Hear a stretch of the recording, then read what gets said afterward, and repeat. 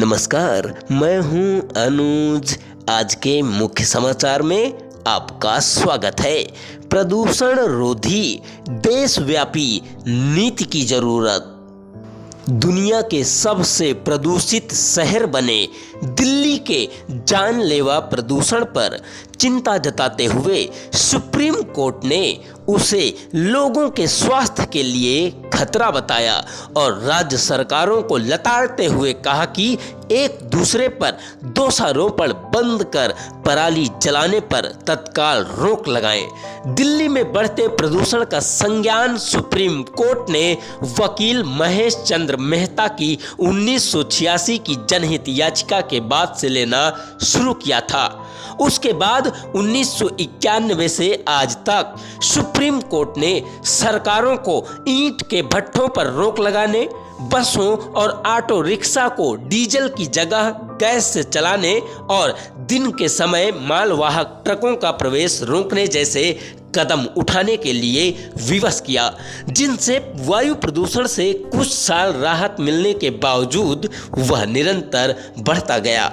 वायु प्रदूषण को मापने के लिए हवा की गुणवत्ता की एक तालिका है, जिसे वायु गुणवत्ता तालिका यानी एयर क्वालिटी इंडेक्स AQI कहते हैं। इनमें जमीनी ओजोन के अलावा कार्बन, सल्फर और नाइट्रोजन ऑक्साइड गैसें शामिल हैं।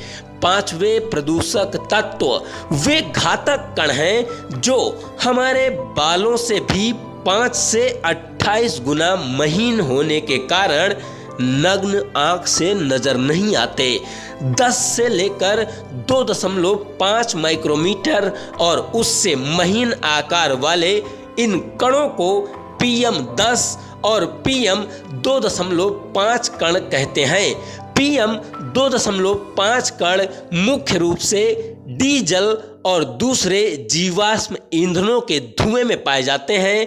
PM10 कण मुख्य रूप से पराली और जलावन के धुएं और धूल में पाए जाते हैं। PM2.5 कण मुख्य रूप से डीजल और दूसरे जीवाश्म ईंधनों के धुएं में पाए जाते हैं, जबकि PM10 कण मुख्य रूप से पराली और जलावन के धुएं और धूल में पाए जाते हैं। प्रदूषण के जहरीले कण जितने महीन होते हैं उतने ही अधिक घातक माने जाते हैं, क्योंकि वे नाक और सांस की नली में छने बिना सीधे फेफड़ों के भीतर पहुंचकर खून में घुल सकते हैं। इनसे दूषित हवा में लंबे समय तक सांस लेने से फेफड़े की बीमारियों के अलावा कैंसर और हृदय रोग जैसी बीमारियां भी हो सकती हैं।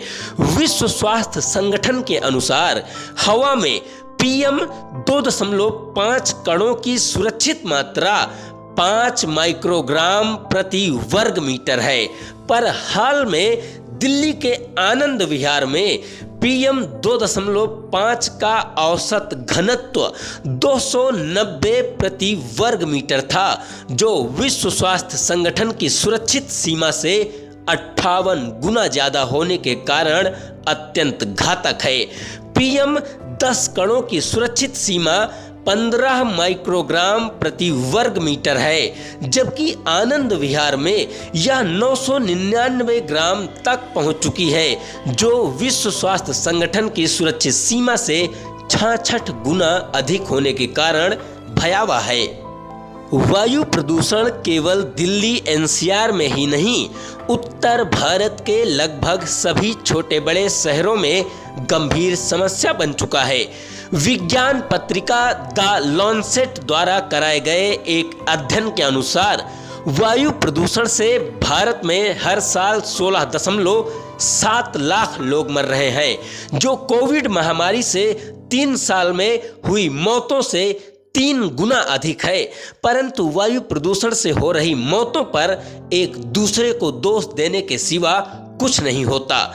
कभी कभार दिल्ली और उत्तर भारत की भौगोलिक स्थिति को दोष देने की कोशिश भी की जाती है, जिसकी वजह से सर्दियों के प्रारंभ में ठंडी हवा हिमालय की ओट में ठहर जाती है और प्रदूषण की चादर से शहरों को ढांप लेती है।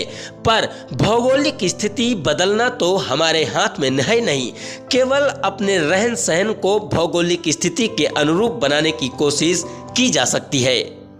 दिल्ली समेत समूचे उत्तर और मध्य भारत के भी बड़े शहरों की मुख्य समस्या PM 2.5 और PM 10 कणों का प्रदूषण है, जिसकी मुख्य वजह घटिया डीजल और मिलावटी जीवाश्म ईंधन का प्रयोग, खुला निर्माण, मलबे एवं कचरे को खुले में डाल देना, कूड़े को जलाना आदि हैं। डीजल के धुएं के PM 2.5 कण पेट्रोल और दूसरे जीवाश्म ईंधनों की तुलना में कई गुना घातक होते हैं। भारत में सरकारों ने किसानों और माल ढुलाई को ध्यान में रखकर डीजल की कीमतें पेट्रोल से सस्ती रखी, जबकि बाकी दुनिया में इसका नतीजा उल्टा है।